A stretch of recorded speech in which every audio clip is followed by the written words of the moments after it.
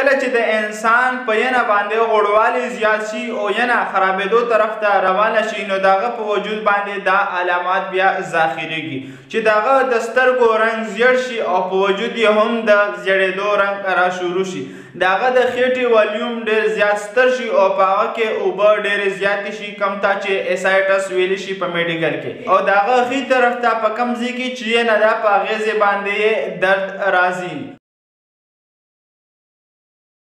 او د هغه ورکوټي بول او غټ بول تور رنګ اختیار کړي او کله هم چې هغه د الټې ورشي نو د هغه په الټو کې د وینې اثرات موجود وي د هغه وجود اني ټایم ستړی او ستومانه وي او وزن یې ورځ په ورځ ډېر زیات کمیږي او د هغه په وجود باندې په خپله زخم جوړیږي او زخم به داسې شان وي لکه څنګه چیغڼه چې هغې ته په میډیکل کې سپایډر انجوما ویلی شي همدغه شان میډیکل انفارمیشن دپاره زموږ سره اوسئ او دا ویډیو در سره مخکې شیر کړئ. شکریہ.